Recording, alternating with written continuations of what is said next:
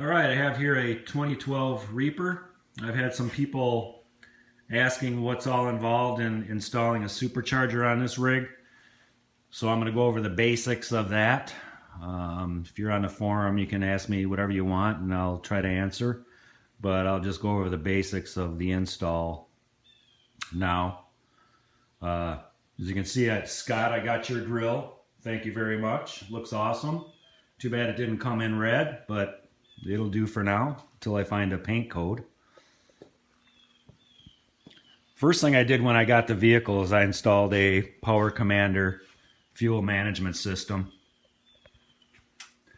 Here's a display up here. What's cool about this is obviously, you know, when you buy a vehicle, they always run lean.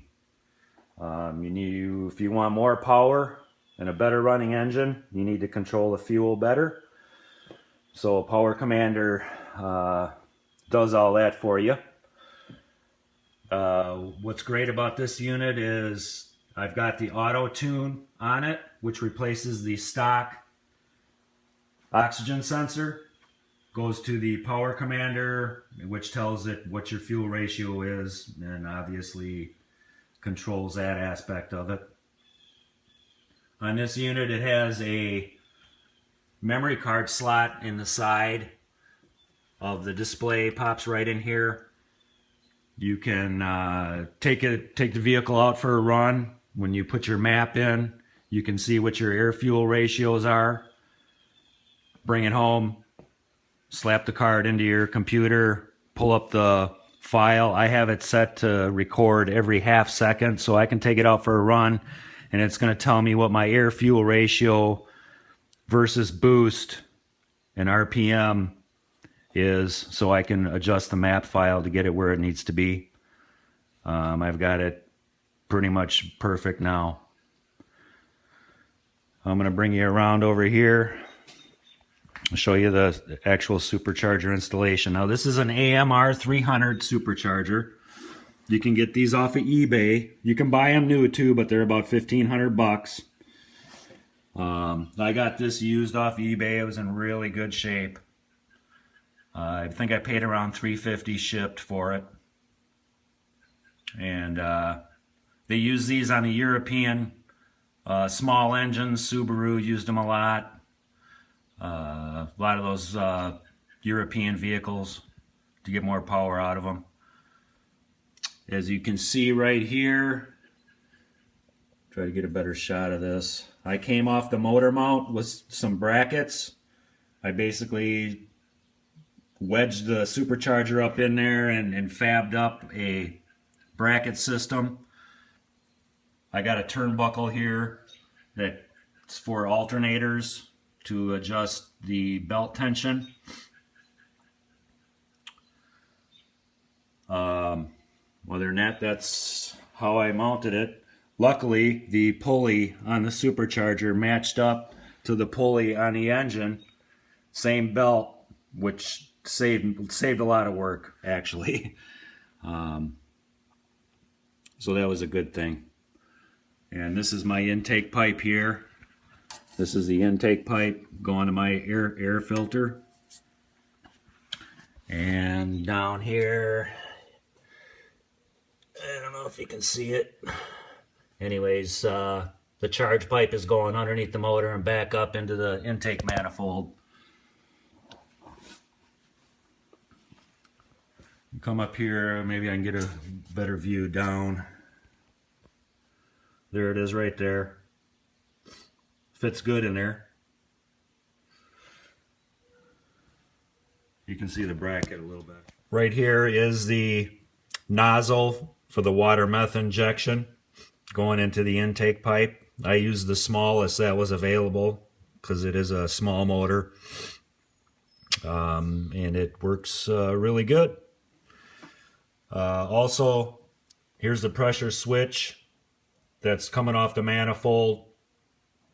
I drilled another hole into the manifold to get some piping to my switch here. Also, I have a pressure switch here too for a Kenny Bell fuel pressure increaser, if you will. I ended up not even having to use it so I got it disconnected. The stock pump is putting out enough pressure as it is right now, so if I need it in the future, it's there. But anyways, also I installed a map sensor here that is controlling the pressure switches for the water injection and the cold start injector. I'll show you the cold start injector. Obviously, when you're putting more air into the engine, you need to put more fuel. And these cold start injectors are used in Europe a lot too. It's basically their version of a choke for a fuel injected system. Let's see if I can get a better view of it here.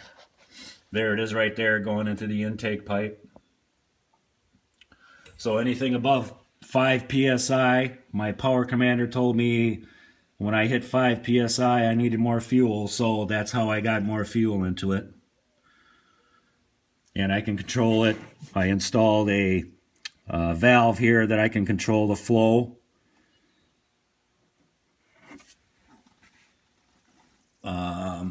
Also here is the pump for the water meth injection.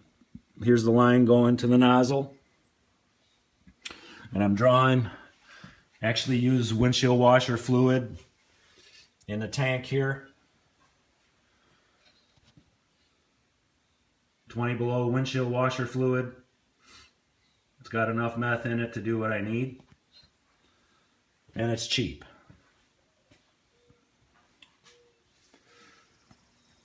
So that is pretty much it for the supercharger installation. Obviously it's going to use more fuel. I don't know if I said that already, but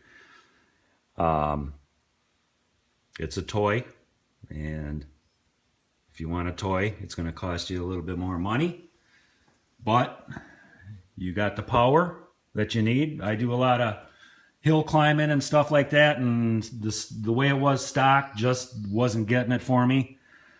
Now I have all the power I need and then some. When I hit the gas, she moves. I will start it up here. Hopefully it's not in gear.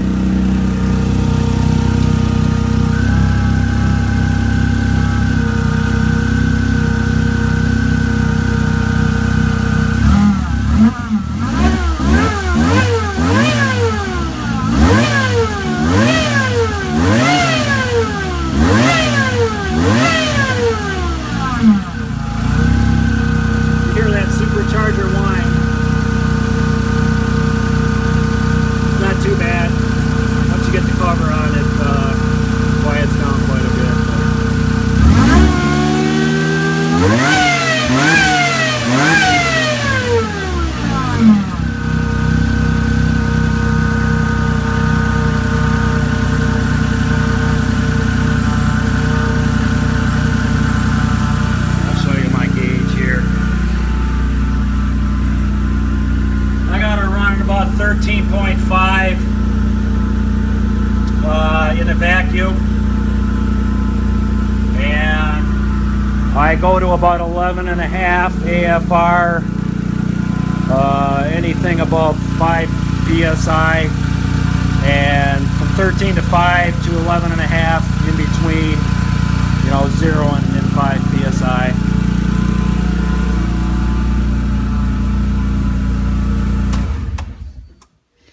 So there you have it. Reaper with a supercharger installed.